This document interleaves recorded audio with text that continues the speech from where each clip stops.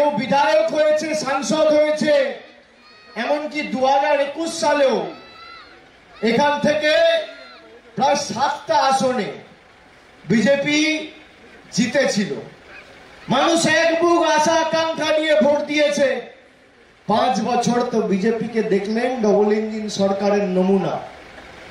তৃণমূলকে এবার জিতিয়ে জগদীশ চন্দ্র বসুনিয়া তাকে ভোট দেওয়া মানে সরাসরি এই প্রতারকদের গালে দুটো করে গণতান্ত্রিক ভাবে কষিয়ে থাপ্পড় মারা।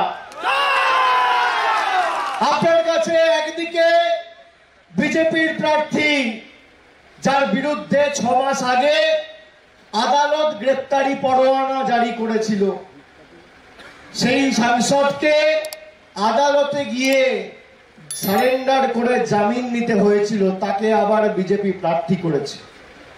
আর একদিকে সৎ, ভদ্র, সভ্য, মার্জিত, শিক্ষিত জগদীশ দা, আপনি কাকে ভোট দেবেন সিদ্ধান্ত আপনার। মমতা বন্দ্যোপাধ্যায় আপনাদের কন্যাশ্রী, রূপশ্রী, যুবশ্রী, লক্ষ্মীর ভান্ডার, বিনামূল্যে রেশন দিয়েছে। আর বিজেপি আপনাদের ভোট নিয়ে আপনাদের আবাসের টাকা, বাড়ির টাকা, রাস্তার টাকা, 100 দিনের টাকা বন্ধ করেছি। আমরা তো 2019 সালে বিজেপিকে জিতিয়েছিলাম। কুচবিহারের মানুষ ভাবুন আপনারা কি পেয়েছেন। দিনহাটা, সিতাই, শীতলকুচিতে খালি বিএসএফ এর চোখরাঙানি আর একের পর এক গুলি। এমনকি গত বছর পঞ্চায়েতের আগে আমি মাথা ভাঙায় সভা করতে এসেছিলাম। দিনহাটার গীতালদহ গ্রামে একটা রাজবংশী তরতাজা যুবক প্রেম কুমার বর্মন, তাকে এমন ভাবে পৈশাচিক ভাবে, নৃশংস ভাবে গুলি করে মেরেছিল এই নিশীথ প্রামাণিকের অধীনে থাকা বিএসএফ। কাশ্মীরে জঙ্গিদের দমন করতে যে পেলেট গান ব্যবহার করে, প্রেম কুমার বর্মনের পোস্টমর্টেম রিপোর্ট, সেখানে উল্লেখ রয়েছে যে তার পা থেকে 180টা পেলেটের টুকরো পাওয়া গেছে। এমন ভাবে নৃশংস ভাবে মেরেছে এই বিএসএফ কার অধীনে?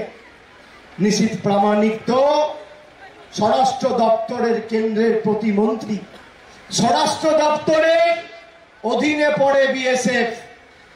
মন্ত্রীর নাম কি? অমিত শাহ। একটা চিঠি লিখে অমিত শাহকে বলেছে যে আমার রাজবংশী ভাইদের উপর তোমার অধীনে, আমার অধীনে থাকা বিএসএফ অত্যাচার করছে, পৈশাচিক ভাবে, নৃশংস ভাবে, নির্মম ভাবে গুলি চালিয়ে মেরে দিচ্ছে। একটা অভিযোগ জানিয়েছে, একবার প্রতিবাদ করেছে, উত্তর হচ্ছে না। 5 বছর সে মন্ত্রী, সাংসদ, আপনি আমাকে দেখান 5 বছরে কুচবিহারের সার্বিক উন্নয়নের জন্য 10 পয়সা কেন্দ্র থেকে নিয়ে এসছে? আনেনি। আপনাকে বলেছিল আচ্ছা দিন আসবে, আচ্ছা দিন এসছে। কার এসছে? নিশীথ প্রামাণিকের এসছে, নরেন্দ্র মোদীর এসছে, অমিত শাহের এসছে।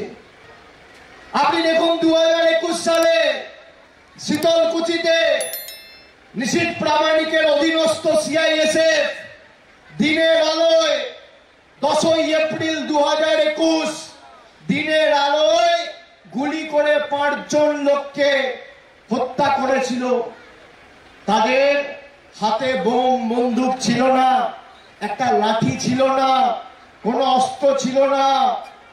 তারা ভোটাধিকার প্রয়োগ করতে ভোটে পোলিং বুথে গেছিল নিজের ভোট নিজে দেবে বলে। এই শীতলকুচিতে যেমন 5 জনকে সিআইএসএফ গুলি চালিয়ে হত্যা করেছে, অন্যদিকে সীমান্তবর্তী এলাকায় সকাল বিকেল বিএসএফ এর চোখরাঙানির বিরুদ্ধে আমাদের জবাব দিতে হবে। আমি আপনাদের বলছি, তৃণমূল কংগ্রেসকে আপনারা জেতাবেন। আপনার উপর কারোর লাল চোখ দেখানোর, চোখ রাঙিয়ে আপনাকে দমিয়ে রাখা ক্ষমতা নেই, সে ভারতবর্ষের প্রধানমন্ত্রী হোক আর কেন্দ্রীয় মন্ত্রী হোক। এই যারা এখানে রয়েছে গণতন্ত্রে সব থেকে শক্তিশালী হচ্ছেন আপনারা। তার কারণ আপনারা ভোট দিয়েছেন বলে কেউ সাংসদ হয়েছে, আমি সাংসদ হয়েছি, জগদীশ দা বিধায়ক হয়েছে, উদয়ন দা মন্ত্রী হয়েছে, বা কেউ সাংসদ হয়েছে, কেউ পঞ্চায়েতে জিতেছে, কেউ পুরসভায় জিতেছে, কেউ জেলা পরিষদে জিতেছে। আপনারা ভোট না দিলে, সমর্থন না করলে সবার মূল্য শূন্য। ঠাকুরের পুজো করবে, ঈশ্বরের পুজো করবে, আল্লাহর কাছে দোয়া চাইবে, সর্বশক্তিমানের কাছে প্রার্থনা করবে, কিন্তু নির্বাচনে যখন ভোট দেবেন তখন ধর্মের নামে নয়, কর্মের নামে ভোট দেবেন। কে কাজ করেছে আর কে মানুষের পাশে ছিল, কে কাজ করেছে আর কে মানুষের পাশে ছিল, কাকে চোখে দেখেছি আর কে প্রতিশ্রুতি পালন করেছে। কালকে ভারতবর্ষের প্রধানমন্ত্রী জম্মু কাশ্মীর থেকে সভা করে বলেছে যে যারা মাছ খায় তারা হিন্দু বিরোধী, তারা হচ্ছে মুঘল। আপনারা একটু হাত তুলে বলুন তো কারা মাছ খান, একটু হাত তুলুন তো, হাত তুলে বলুন।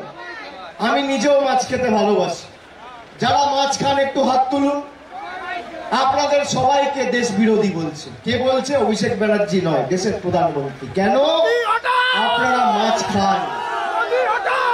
এই নিশীথ প্রামাণিক যদি যেতে প্রথম কাজটা করবে কুচবিহারে মাছ খাওয়া বন্ধ করবে। তার কারণ তার নেতা বলছে যে মাছ খাচ্ছে সে দেশবিরোধী, সে দেশের শত্রু, সে দেশের বিরোধী, তাদেরকে মুঘলদের সাথে তুলনা করছে। এই বিজেপির সর্বভারতীয় সভাপতি আগে যিনি ছিলেন আর এখন দেশের স্বরাষ্ট্রমন্ত্রী অমিত শাহ দুদিন আগে বালুরঘাটে সভা করেছে। বালুরঘাটকে বলছে বেলুরঘাট। এখানে সভা করতে এসে ঠাকুর পঞ্চানন বর্মাকে বলেছেন পঞ্চানন বর্মন। রবীন্দ্রনাথ ঠাকুরের জন্মস্থান জানে না, ঈশ্বরচন্দ্র বিদ্যাসাগরের আবক্ষ মূর্তি এদের নেতৃত্বে ভাঙা হয়েছিল, এই কারণে এদেরকে বাংলা বিরোধী বলছে। আর দুদিন আগে, 4 দিন আগে আপনারা দেখেছেন কলকাতায় রাজ্যপালের কাছে আমরা গেছিলাম। তার কারণ আসামে বিহু হচ্ছে, তাও ইলেকশন কমিশন অনুমতি দেবে যে সেখানে টাকা দেওয়া যাবে। আর উত্তরের জেলাগুলি যেগুলো ঝড়ে ক্ষতিগ্রস্ত, যাদের পরিবারের ঘর বাড়ি একদম ধুলোয় মিশিয়ে গেছে, তাদের টাকার অনুমতি নির্বাচন কমিশন দেবে না। আমি বলেছি আমাদের রাজ্য সরকার তাদের টাকা দেবে, আপনাদের ক্ষমতা থাকলে আপনারা আমাদের বিরুদ্ধে এফআইআর করে আমাদেরকে জেলে ঢোকাবেন। আমরা মানুষকে পরিষেবা দিতে বদ্ধপরিকর। 7,92,000 মহিলা সরাসরি প্রতি মাসে 1,000 টাকা করে লক্ষ্মীর ভান্ডার পাচ্ছে। এবার আমি আপনাদের বলি, আজকে খালি আরেকটা কথা দিয়ে যাচ্ছি। আপনাদের অনেকে রয়েছেন যারা বাড়ির জন্য 5 বছর 6 বছর ধরে আবেদন করেছে। আমরা বারে বারে বলেছি যে বাড়ির টাকা কেন্দ্র আটকে রেখেছে। আমি এই উত্তরের মাটিতে আমি সভা করতে এসে ময়নাগুড়ি থেকে, জলপাইগুড়ি থেকে 14 তারিখ বলেছিলাম যে 2021-এর পরাজয়ের পরে বিজেপি যদি প্রমাণ করতে পারে যে 10 পয়সা বাড়ির জন্য কেন্দ্র থেকে ছেড়েছে, তাহলে আমি রাজনীতি থেকে চিরতরে বিদায় নেব। আজকে প্রায় 1 মাস হতে চলল, 30 দিন হতে চলল, এখনো পর্যন্ত শ্বেতপত্র প্রকাশ করতে পারেনি। 2017-18-তে যে বাড়ির সমীক্ষা হয়েছিল, আবাসের সমীক্ষা, সেই সমীক্ষার টাকা এখনো কেন্দ্র সরকার আটকে রেখেছে। আমি আপনাদের বলছি, এই কুচবিহার থেকে জগদীশ দাকে জেতান। যারা যারা বাড়ির জন্য আবেদন করেছিলেন কারোর কাছে হাত পাততে হবে না। 31শে ডিসেম্বর এই বছরের মধ্যে বাড়ির প্রথম ইনস্টলমেন্টের টাকা সরাসরি আপনার ব্যাংক অ্যাকাউন্টে চলে যাবে, কারোর কাছে হাত পাততে হবে।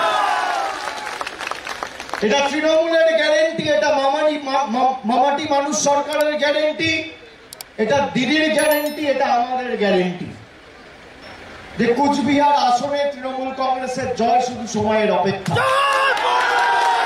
এবং আমার আপনার সকলের প্রার্থী জগদীশ চন্দ্র বর্মা বসুনিয়াকে 1 নম্বর বোতাম টিপে ভোট দিয়ে 2 নম্বরই তার জামানত বাজেয়াপ্ত করবেন। করবেন তো? 1 নম্বর প্রার্থী 1 নম্বর বোতাম। এইটুকুই বলার ছিল। এবং জুন মাসের শেষে 4 তারিখ রেজাল্ট বেরোবে। জুন মাসের শেষে আজকে যেমন মিছিল করলাম, আজকের মিছিল মুখেই মিছিল, এ তো পুরো বিজয় মিছিল হয়ে গেছে। আমি বিজয় মিছিল করতে আগামী জুন মাসে আবার আসবো, কথা দিয়ে বললাম।